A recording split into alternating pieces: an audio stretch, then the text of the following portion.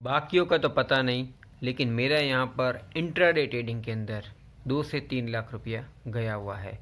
तो मैं आपको हिस्टोरी के थ्रू यहाँ पर बताऊंगा कि ये कैसे गया हुआ था। तो स्टार्टिंग में नया हुआ था शेयर मार्केट में, तो मुझे पता नहीं था, तो मैंने भी इंट्राडे चूज़ कर लिया था। मुझे कॉल के थ्रू बताया गया था कि भाई इस तरीके से इंट्राडे ट्रेडिंग कर सकते हैं।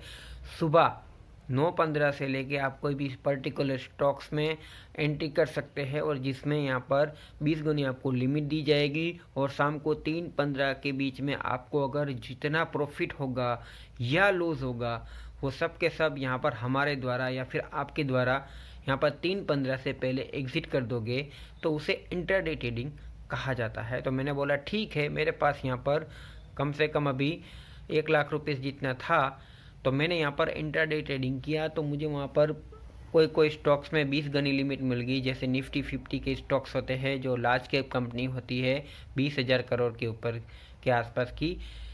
तो मैं पर्टिकुलर ट्रेडिंग अगर दिन की बात करें तो मैं 50 से 100 ट्रेड मार लेता था उस दिन पे। मुझे पता नहीं था कि इंट्राडे ट्रेडिंग क्या होती है, तो फटाफट मैं बाई सेल करता रहा।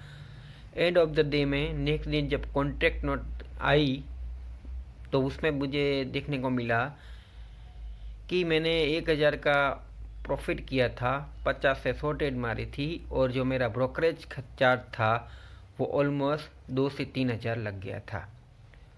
तो ये इंट्राडे ट्रेडिंग की सच्चाई है।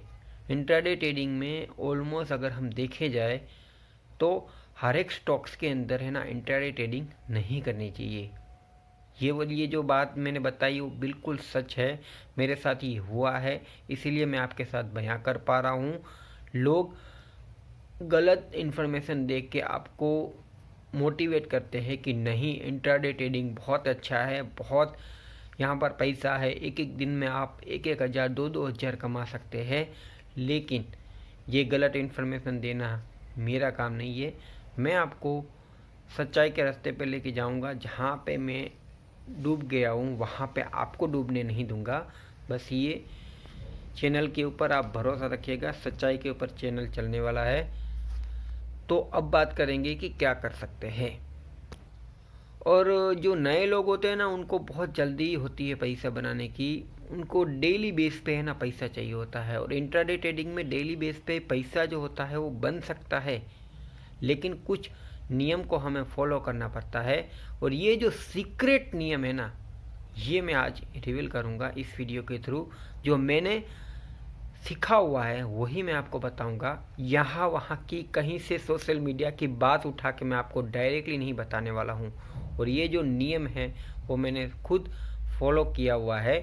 भले इससे मुझे आज प्रॉफिट नहीं हो रहा है क्योंकि मैं मार्केट के लिए बीमार हूँ, लेकिन जिस दिन मैं मार्केट के लिए सही हो जाऊँगा ना, तब आपको इसी चैनल के ऊपर लाइव मैं बताऊँगा कि देख लीजिए जो मैंने बताया था उसी के ऊपर मैंने फॉलो कर रहा हूँ, और इसके कारण मुझे जो सक्सेस मिलने वाली होगी वो भी यही वीडियो के थ्रू जो मैंने बताया है वही मैं फॉलो करूँगा।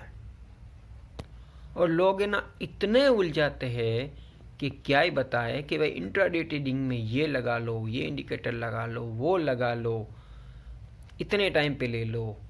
ये सब कुछ सही चलता है, ऐसा नहीं है कि नहीं चलता है, ये सब कुछ सही होता है। लेकिन एक ही बात है इंट्राडे ट्रेडिंग में, वो अगर हम फॉलो कर लेते हैं तो शायद हम यहाँ पर लॉस होता है हमारा वो यहाँ पर रिकवर करने की कैपेसिटी रख सकते हैं।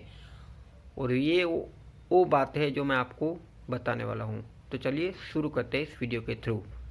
सबसे पहले बात कर लेते हैं कि इंट्राडे ट्रेडिंग में यहाँ पर अगर आप आते हैं तो पूरा दिन मत आइएगा, वरना आपकी साइकोलॉजी जो होती है ना वो हिट करेगी। यहाँ पर सुबह 9:15 के ऊपर तो कभी यहाँ पर बाइंग नहीं होती है, क्योंकि उसका मेन मोटा रीज़न अगर बात की जाए ना, तो प्रीवियस डे में कितने सारे लोग ने डिलीवरी बाई की हुई होती है, BTST बाई की होती है। प्लस अगर कंपनी का कोई क्वार्टरली रिजल्ट है, कोई अच्छी बुरी न्यूज़ है, तो कंपनी का यहाँ पर स्टार्टिंग में तो ऑपरेटर्स जो होते हैं वो बढ़ा देते हैं, उसके बाद जो चाल चालू होती है ना वो फिर आपको भुगतना पड़ सकता है। 9.15 के ऊपर आते ही जैसे ही आप स्टॉक्स में बाई करोगे ना, वहाँ पे वो गिर जाएगा। ये नियम कह सकते हैं, या तो मार्केट की चाल कह सकते हैं, या ऑपरेटर की बेईमानी कह सकते हैं, आप कुछ भी कह सकते हैं। इसीलिए हर एक स्टॉक्स के अंदर इंट्राडे ट्रेडिंग नहीं करनी चाहिए, मेरा ऐसा मानना है। क्योंकि हर एक स्टॉक्स में इतने सारे मूवमेंट्स देखने को नहीं मिलते हैं। पर्टिकुलर स्टॉक्स ही होते हैं वो यहाँ पर चलते हैं। आपने देखा होगा कि अभी इंडियन प्लेयर का मैच चल रहा है, तो उसमें सब नहीं खेलते हैं। जो इनफॉर्म में होते हैं वही यहाँ पर परफॉर्मेंस देते हैं। कभी कभार कोई दे दे तो ठीक है, बाकी इनफॉर्म में जो होते हैं वही यहाँ पर चलते हैं। तो बस स्टॉक्स मार्केट में भी कुछ ऐसा ही यहाँ पर देखने को मिलता है। हमें यहाँ पर वैसे स्टॉक्स को सिलेक्शंस करना पड़ता है जो हमें यहाँ पर स्टार्टिंग में परफॉर्मेंस देने के लिए तैयार बैठा होता है।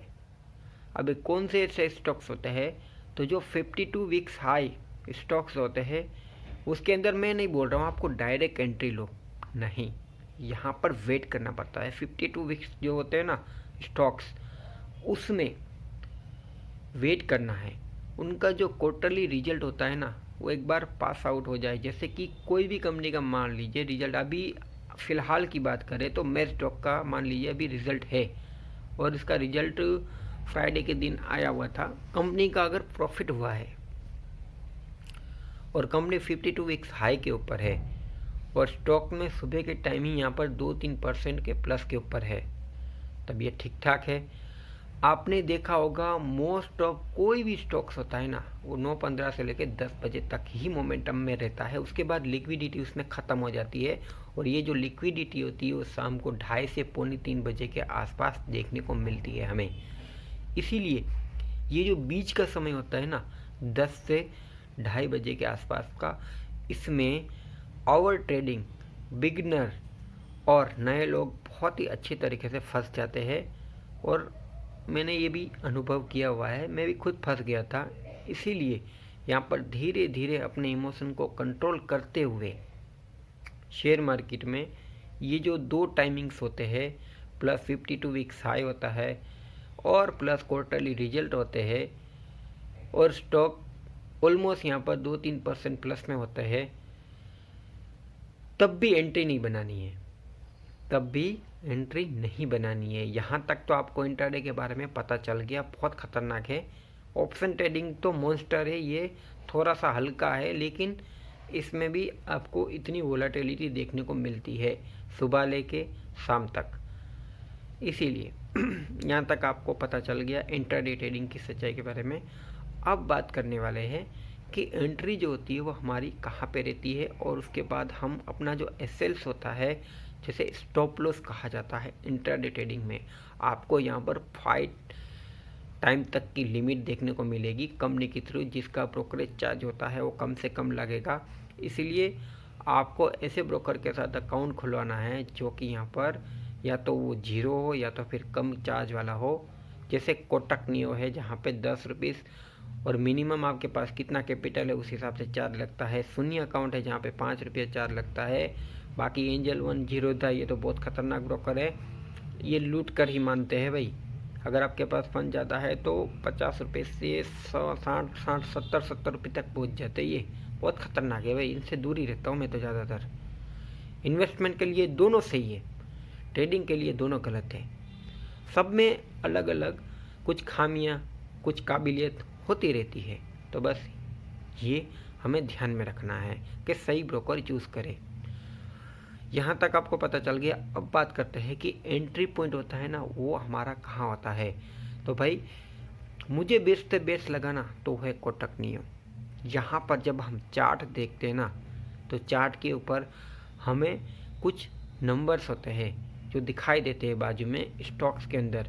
अब स्टॉक्स की चाल होती है ना वो इसी तरीके से कामकाज करती है। जो नंबर्स होते हैं वो यहाँ पर सपोर्ट की तरह काम करता है। अगर स्टॉक है 52 वीक्स हाई है, कुछ न्यूज़ आई हुई है तो बस यहाँ पर हमें इसके सपोर्ट्स देखने हैं। अगर सपोर्ट्स के अंदर आते और वहाँ से वापस स्टॉक की चाल होती है तो बस उस सपोर्ट के ऊपर हमारा एसएल होता है छोटा था, और वही एसएल अगर हिट हो जाता है तो ठीक है, अगर वहाँ से वापस जाता है तो हम नेक्स्ट जो नंबर्स होते हैं उसके ऊपर हम अपना टारगेट है वो डिसाइडिंग कर सकते हैं।